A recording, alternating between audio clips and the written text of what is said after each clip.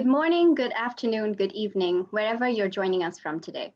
I'm Shomy Chowdhury, a young advocate and practitioner from Bangladesh, the co-founder of Awareness 360 and one of the young leaders for the Generation 17 initiative, which is supported by Samsung and the United Nations Development Programme. We are here today for a special edition of the Act for SDGs Turning Point Dialogue series. As millions of people mobilize across the world for sustainable development goals and climate action, we are here to unpack what it will take to keep the promise of the Sustainable Development Goals and ensure an equal, fair, green, and just post-COVID world, whilst reversing the setbacks due to COVID-19. Joining me here today on the 6th anniversary of the SDGs, we have a very special guest, the Administrator of the UN Development Programme, UNDP, Achim Steiner. Welcome, Akim. How are you doing today? I'm very well, Shomy, and very happy to be with you. Thanks for having me on the program and a good chance to discuss with you something that we should be celebrating on the 6th anniversary. Absolutely. Thank you so much. I know it's a very busy week for you, so I really appreciate you taking the time to join this conversation. So without any further delay, I'm going to dive right into our conversation. Well, for the audience, we are here to talk about the power and opportunity and the necessity of this moment as a turning point for people and for the planet. Now, today marks a special anniversary. It's been 6 years since the Sustainable Development Goals were adopted. And this agreement was one of optimism, hope, and a plan to end inequalities and injustice, leave no one behind, and drive ambition towards a future where every person can thrive whilst living within the bounds of our planet. And the 2030 Agenda also recognized the role young people played as critical agents of change. Now, since the beginning of the COVID-19 pandemic, the impacts on hard-won development gains are undeniable, right? Like we didn't really predict this pandemic, and there's too much going on to tackle right now. Now, Akim, my question to you is, how can we reverse the damage that has been done? And what must we prioritize now to ensure that our shared future is one of progress and not regress?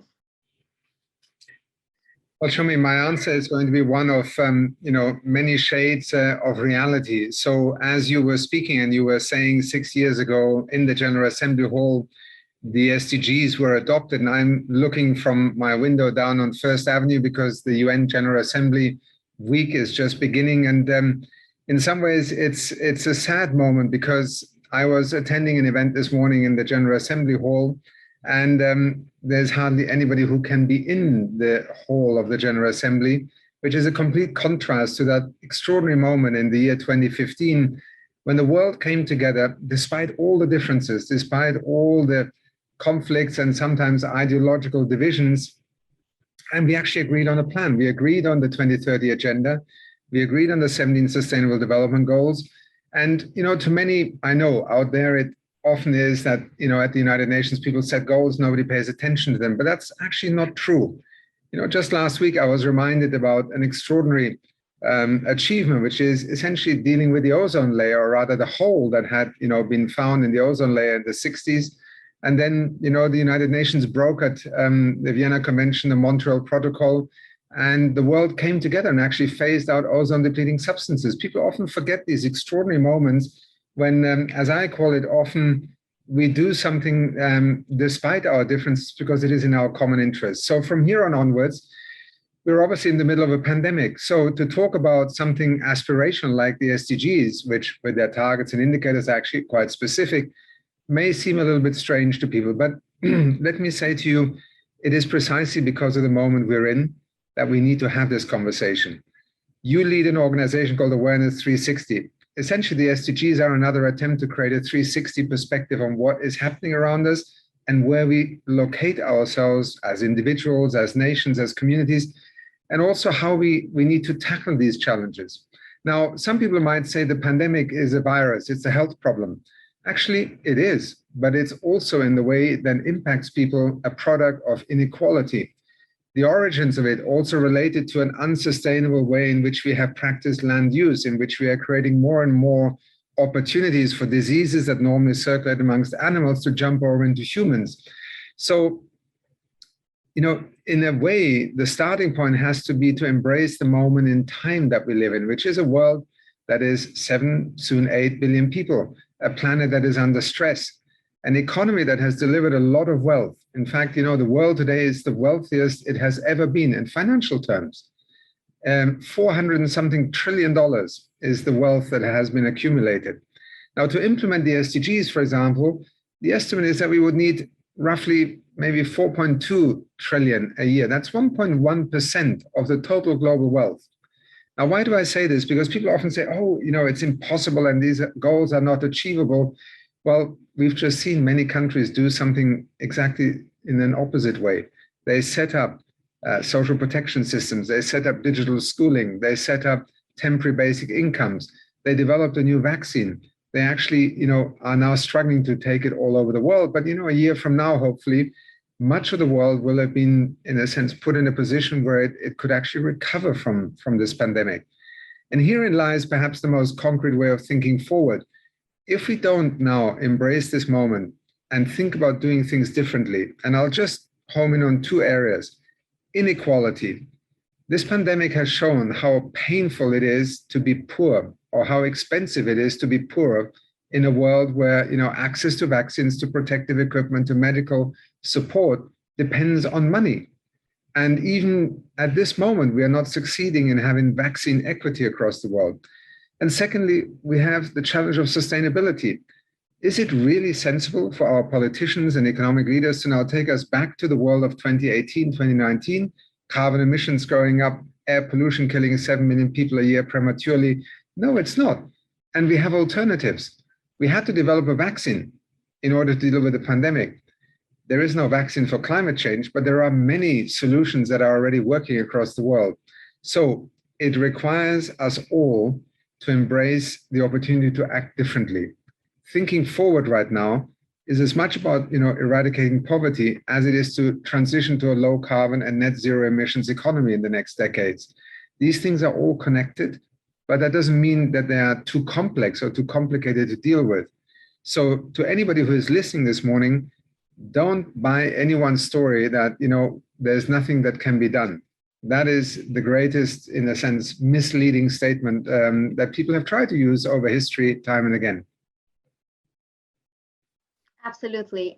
Thank you so much, Achim. I think you very rightly pointed that COVID-19 has really exacerbated the inequality that already existed, and it's really time for all of us, not just one particular stakeholder, but all of us, to really work on these global goals. And if we take collective measures, collective actions, it's definitely possible to achieve the SDGs that might seem a bit too ambitious to many. Thank you again. And these are really some bold actions that need to be taken. But the question is, how can we get there, right? So what is UNDP doing to help realize this vision, Achim? Well, as an organization that works in 170 countries, inevitably there are many different things that we try to support countries with at their request. Being a development program and being very much focused on helping countries also to implement the SDGs as the 2030 agenda offered them, an integrated approach, first of all, of thinking about development, and secondly, also an approach that recognizes that what the rich world does will also influence what is possible to be done in the poorer world, in inverted commas. We can call them developed, developing countries, North and South. I mean, there are many ways to describe an unequal world.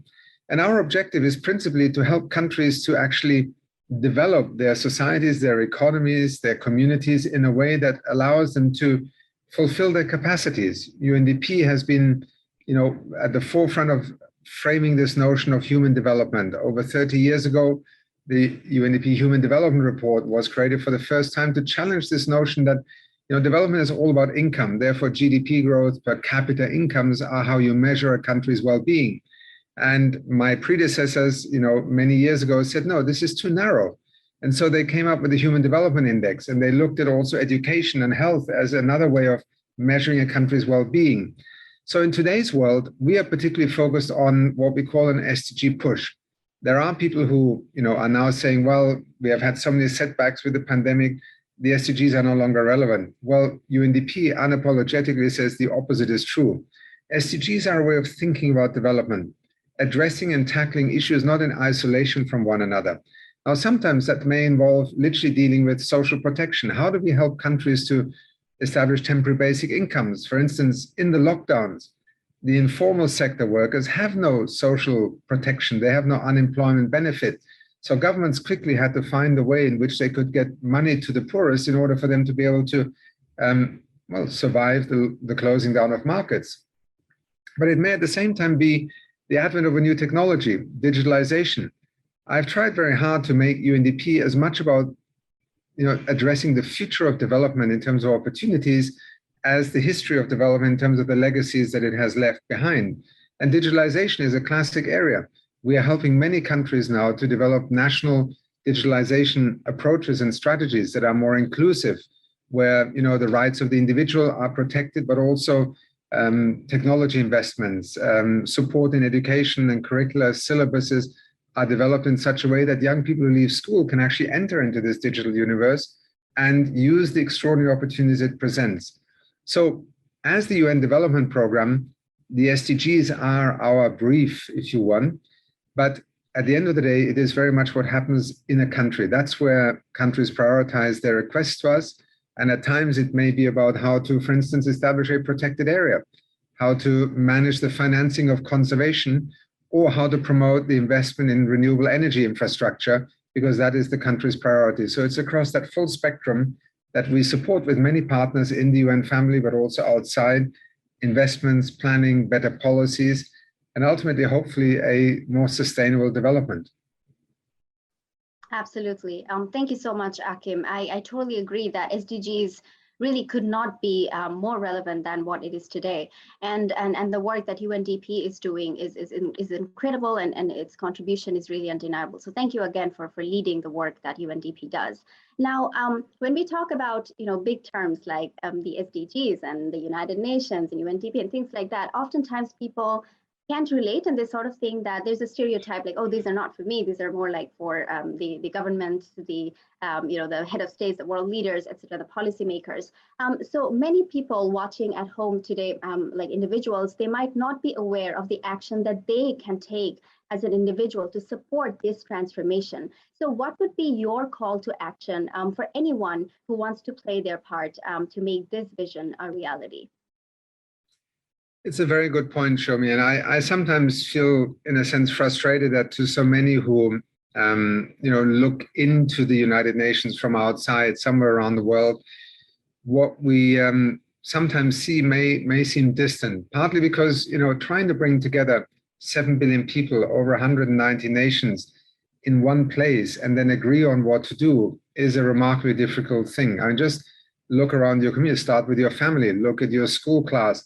Just amongst 10, 20, 30 people, it's so easy to disagree about, minor things that become major issues.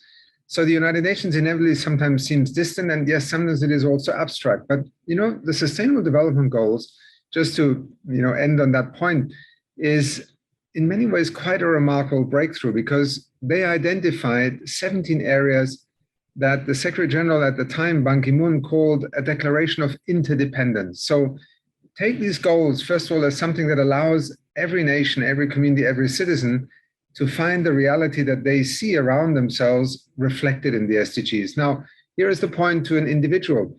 You don't have to immediately, work on all 17 SDGs. Not even governments do that necessarily all the time. I think the starting point for any individual, and whether you're 5, 10, 15, or 50 years old, is what do you care about?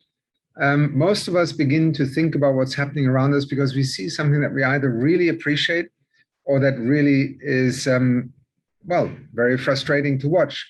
Pain, inequality, injustice, but also the inspirations of whether it's people like Mahatma Gandhi or Nelson Mandela or Wangari Maathai or, just people in your community. Not everybody who is inspiring becomes famous.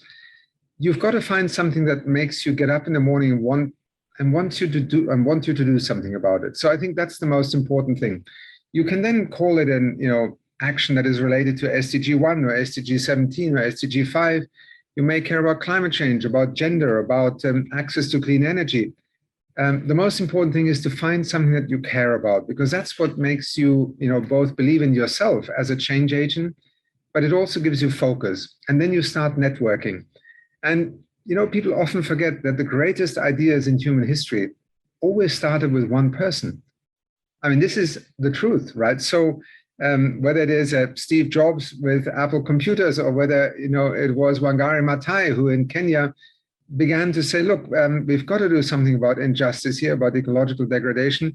I'm going to mobilize women to plant trees. And with planting trees, we create peace in our community. And she ended up being a world famous leader, winning the Nobel Peace Prize, right? Who would have thought that at the time she was actually, even beaten up because she was protesting against the destruction of nature in her country.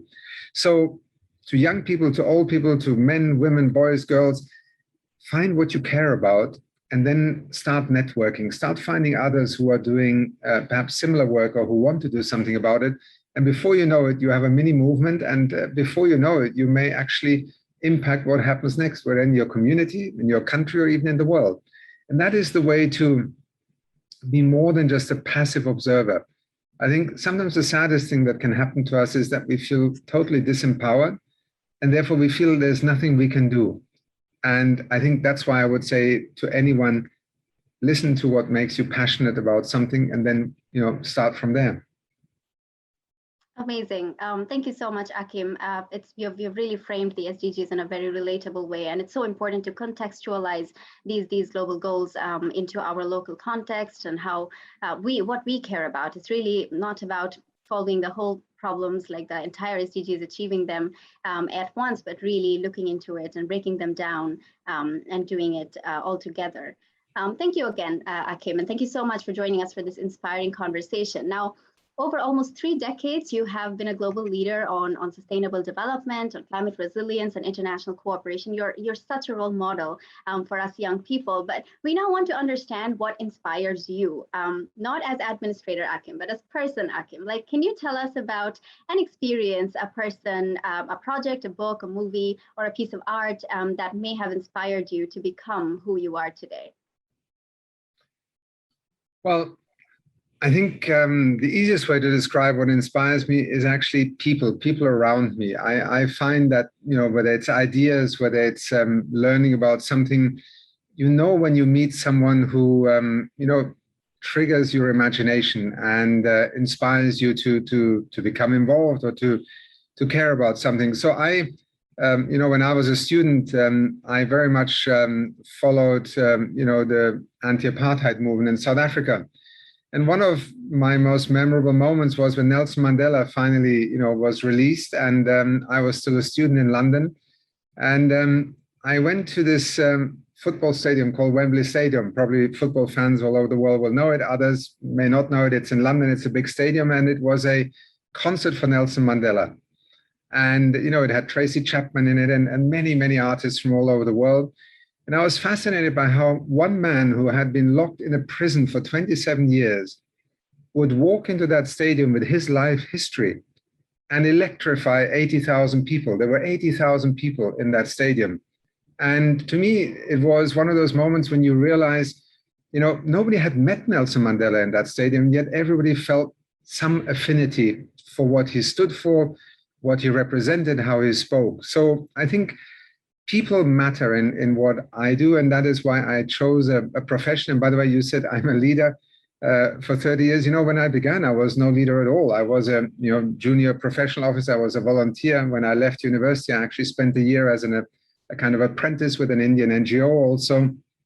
My journey was one of increasingly being inspired by people who prove that you can change things and learning how to mobilize others to do so. And then, as you go through that journey, life will sometimes present you with opportunities that you never thought of. I never thought I would join the United Nations. I always believed in it. I loved the idea of it, as we all do, but it was a very distant thing until one day I received a phone call and, they asked me, would you be interested in joining the United Nations? And, when I first walked into the Secretariat, the headquarters of the United Nations here in New York, there is a wonderful sculpture there, the Knotted Gun it's called. I actually mentioned that, you remember, in that TED talk that we did some time ago.